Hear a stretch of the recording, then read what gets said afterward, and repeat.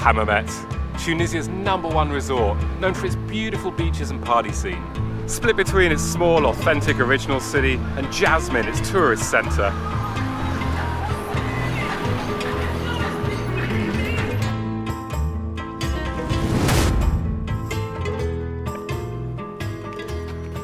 Now, while I'm here, I've decided to stay in the Hammamet Jasmine area, but I'm not staying in one of the big resort hotels. I'm actually staying in an Airbnb. Beautiful view of the sea and these lovely boats around, but we'll come and explore that a bit later. For now, let's head into the old city, the real part of the city, and let's see what it has to offer aside from the beaches and resorts. Let's go.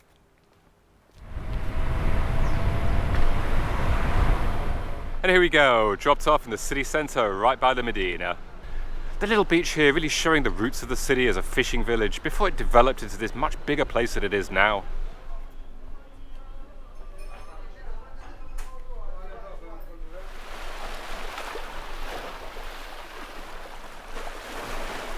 It's lovely walking around the side here.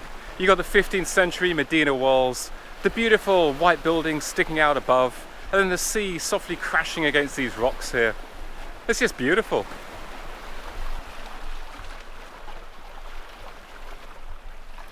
See, there's so much about this scene that just makes me feel like I'm in one of these Greek islands that I can't possibly afford. And just literally where the Medina stops, the beach starts up again, pretty much deserted. It's kind of raw, but it's still beautiful white sand beach and lovely waters, and you can just have it all to yourself. I never expected that from here. You hear about the resorts, you hear about the tourism, but you don't hear there's such amazing tranquility here as well. Now let's head into the back of the Medina itself.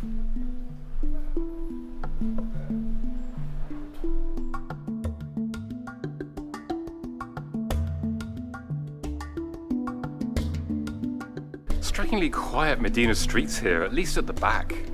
And really beautiful, it's blue and white. It really feels Mediterranean. Now, Hammamet Medina may be small and surprisingly quiet in this area, but it's really the primary tourist draw if you're trying to escape the resort land of Jasmine.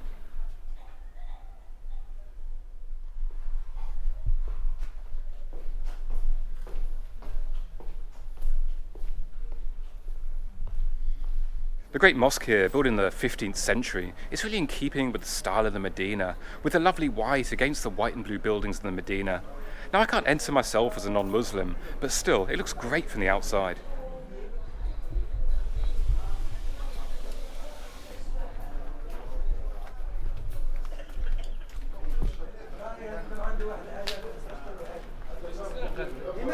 And while the backside of the Medina feels very, very quiet, just locals going about their lives, and hardly any of those around even, the front side of the Medina here, there's a lot more of the shops. Definitely geared towards the tourism here from what I'm seeing. I guess the locals go elsewhere. Now, the Kasbar, or fort of the Medina, dates back to the 9th century, and it's a great way to put the place into perspective. So let's rise above the tourist tap bazaar of below and climb the Kasbar. Wow, would you look at these lovely peaceful grounds. Not that it's exactly crazy busy outside, but still, you step through this entranceway and it's a different world.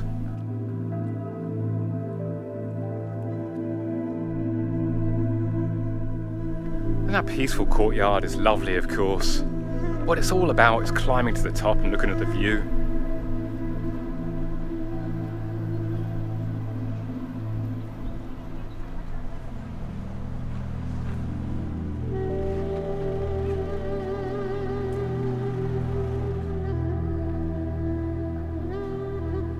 And coming up here really does put the Medina into perspective.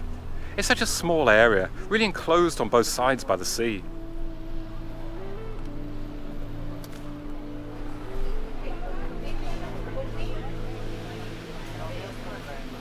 Okay, so I've stopped off for a well-needed lunch break, right by the Medina here. I hardly know which way to look, the view is brilliant. You got the Kasbah and the Medina walls one way. You got the waterfront, this lovely turquoise sea the other way. Beautiful spot. So, I've got this rather manly drink. They say it's a smoothie, but it seems more like a milkshake, but I don't care. It's pink and it's tasty.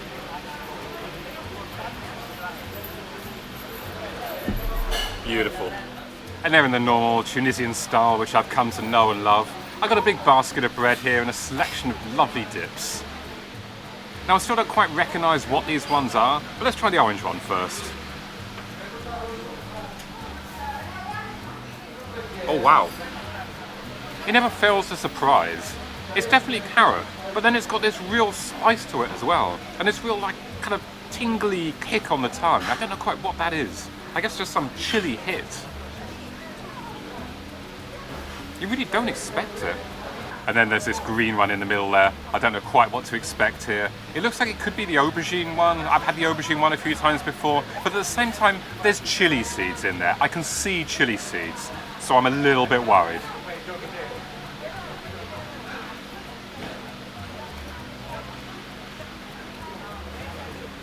Oh boy. Yep. That's chili seeds. Ho ho ho ho. Oh. I'm finding myself back on the sea like this. What am I to do? There's so much seafood on the menu. I've got to enjoy it while I can. I'll be leaving Tunisia soon. So, of course I've ordered the fish. In this case, nice grilled sea bass. Something that's simple, but I always say it's one of the great pleasures in life when it's done well. Oh, this is looking great. Look at the way the fish is coming off the bone like that. Nicely cooked white fish. Looks super soft and succulent.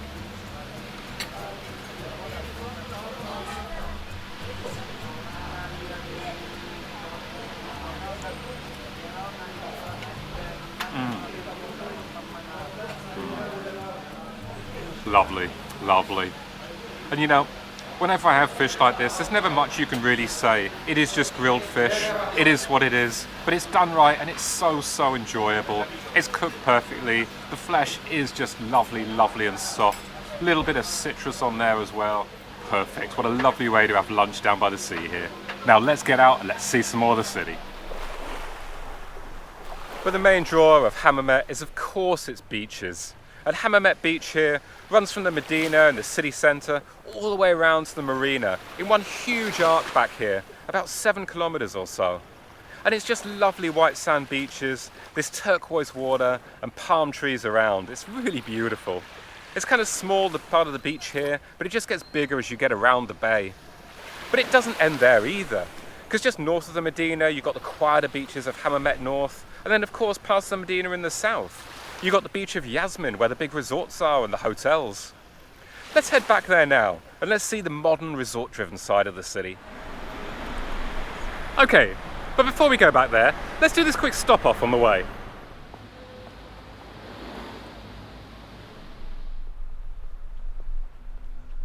Dar Sebastian in Hammamet South is a lovely whitewashed villa surrounded by these huge Mediterranean-style gardens. It was constructed originally by a wealthy Romanian called Sebastien, and it's filled with an incredible selection of priceless antiques dating back to the 20s. There's also modern art, supposedly from his American artist wife.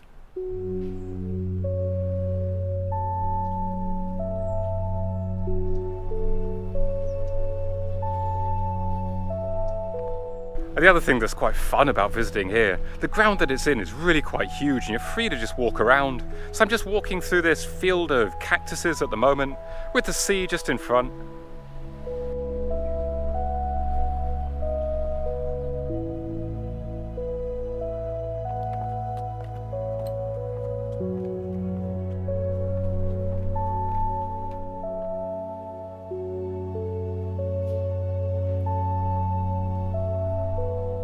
And then you walk further around the gardens, down towards the sea, and you come across this old theatre, kind of gone to a state of disrepair.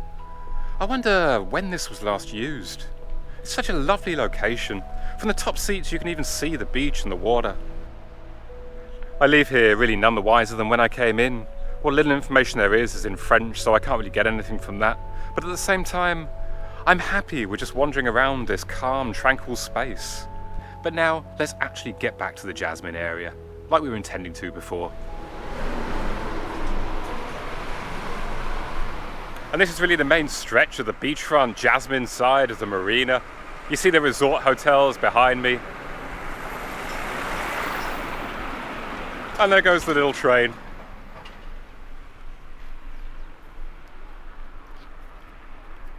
Having travelled all around the country, it really doesn't feel like Tunisia here. It feels more like being in the Canary Islands or something like that.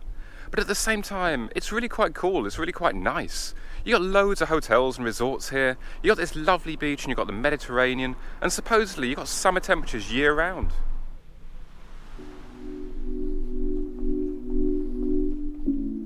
Having just arrived from the desert on loads of luages yesterday, this just seems like a whole different world. You still see some token date trees around here, probably just for the looks. Most of those have been replaced by olive trees in this part of the country. It's quite quiet at the moment, it's still quite early in the day, but I guess some of these places get a bit busier later in the evening.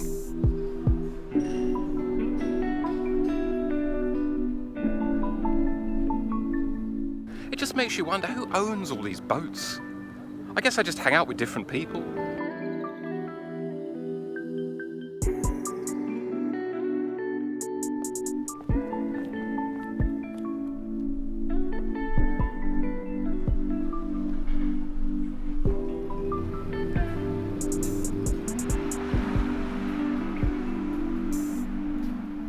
But let's go and check out something else unique that Hammamet Jasmine has to offer. Cartageland, the biggest theme park in the country.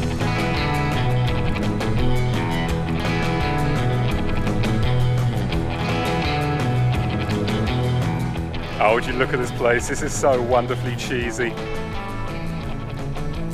So, when I was getting a taxi to the Medina earlier, the taxi driver actually had to ask me, which Medina do you mean? He actually thought that I might not mean the old Medina in the old city, that I might mean this, the fake Medina.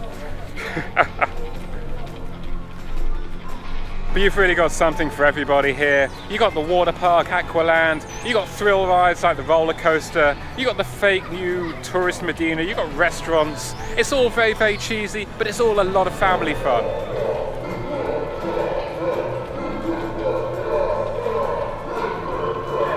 Now, one really nice thing about Cartageland here is it's not like theme parks where you have to pay for the whole thing and you kind of enter for the day and you pay loads and loads of money. You can pay for individual things that you want to do. So,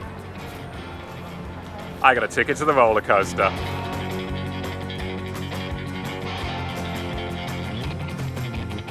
Now, it only actually runs once an hour, so I got a slot for a particular hour. So this is why you don't hear any screaming or any kind of action around me right now. I don't know why it's not more popular. Anyway, I'm keen to do it. It's the main reason I'm here. Well, this is really probably the strangest roller coaster experience I've ever had. I'm used to queuing for an hour or more to get on one of these rides. Here, I think there's 2 more people, even though it only runs once an hour. You have to wonder why people are just spending time down in the new Medina when they could be doing this. I don't get it.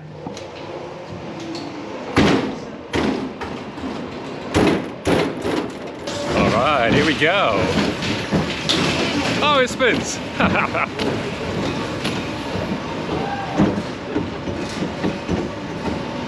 Well, I'm glad I didn't eat recently. Oh boy.